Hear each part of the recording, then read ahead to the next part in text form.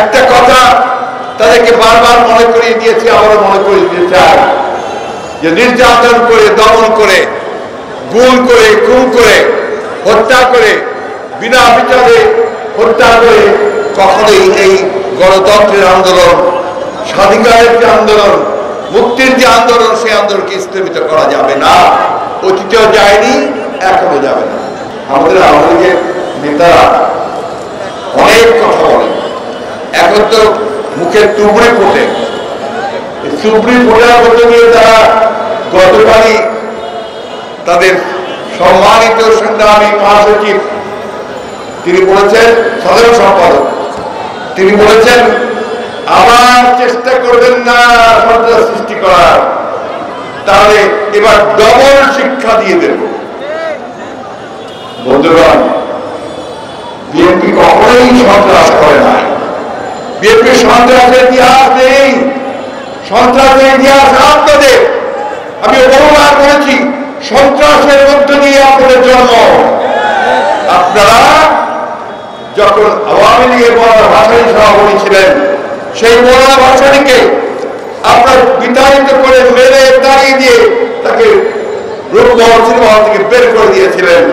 তারপরেই মৌলানা ভাসানী বাইরে বেরিয়ে গিয়ে মাওবাদ ইনস্টিটিউটে সেদিন ল্যাব তৈরি করেছিলেন। সেই ইতিহাস আমরা ভুলে যাইনি। আমরা ভুলে যাইনি যে পুরো পাকিস্তান আমলে এখানে যে পার্লামেন্ট ছিল, অ্যাসেম্বলি ছিল, প্রাদেশিক পরিষদ ছিল, সেই পরিষদের প্রাদেশিক পরিষদ ডেপুটি স্পিকারকে আপনারাই পিটিয়ে পিটিয়ে হত্যা করেছিলেন। আমরা ভুলে যাইনি সেটা, আমরা ভুলে যাইনি। এই সন্ত্রাসের মধ্য দিয়ে আপনারা এই দেশের জনগণের সমস্ত ন্যায়সঙ্গত দাবিগুলোর যে আন্দোলন, সে আন্দোলনকে দমিয়ে দিচ্ছেন গত 18 বছর ধরে। বন্ধুগণ, আমাদের নিজ দেশের থেকে আমরা একটু পরবাসী হয়েছি। আওয়ামী লীগ দাবি করে তারা দেশ চালাচ্ছে, আসলে কি তারা দেশ চালাচ্ছে? তারা দেশ চালায় না, এক অদৃশ্য শক্তি দেশ চালাচ্ছে। বন্ধুগণ, এবং যাদের নির্দেশে তারা আজকে বাংলাদেশে মানুষের অধিকারগুলোকে কেড়ে নিয়েছে। আমাদের রাষ্ট্রযন্ত্র, তার মধ্যে আমাদের পুলিশ ভাইরা আছেন, আইন শৃঙ্খলা রক্ষাকারী বাহিনী আছে, আমাদের প্রশাসন আছে, বিচার ব্যবস্থা আছে, প্রত্যেকটি প্রতিষ্ঠানকে তারা আজকে কক্ষিগত করেছে, দুর্নীতিকরণ করছে। তাদের লোক ছাড়া কেউ কোথাও যেতে পারে না। চাকরি হয় না আমার যুবক ছেলেদের, জিজ্ঞেস করে দেখেন। অনেকে বিসিএস পরীক্ষা দেয়, বিভিন্ন পরীক্ষা দেয়, তাদেরকে সেই চাকরি দেওয়া হয় না, তাদের ডিএনএ টেস্ট করা হয়। তারা কোন দলে, বাবা, চাচা, মামা, ভাই, কেউ বিএনপির সঙ্গে জড়িত কিনা, তাহলে তার চাকরি হবে না, পাস করেও কোয়ালিফাই করেও বলতে পারে। আর টাকা ছাড়া কোনো চাকরি হয় না। তাও 1-2 টাকা নয়, লক্ষ লক্ষ টাকা। একজন পিওরের স্কুলের একটা পিওরের চাকরি 15 লক্ষ টাকা নিতে হয় না। এই একটা অবস্থায় তারা নিয়ে এসে ফেলেছে। তারা বলেন বিভিন্ন সময়ে এখন নাকি গণতন্ত্র প্রতিষ্ঠিত হয়েছে। এই যদি গণতন্ত্রের চেহারা হয়, তাহলে এরশাদ সাহেবরা যাবেন কোথায়? তাহলে হিটলার যাবে কোথায়? মুসলমান যাবে কোথায়?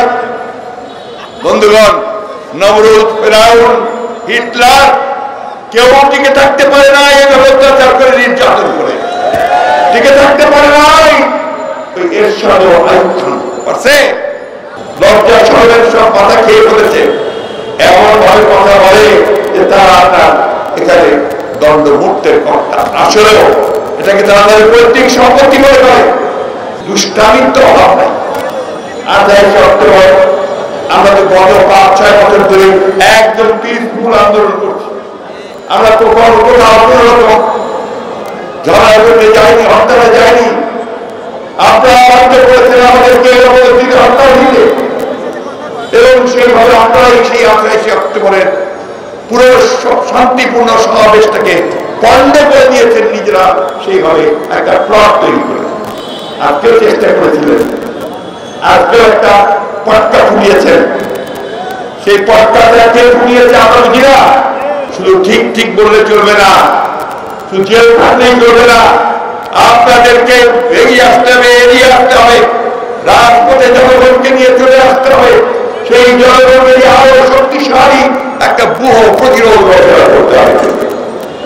অন্যথায় আমার স্বাধীনতা, আমার সর্বমুহূর্ত সবই জলাঞ্জলি।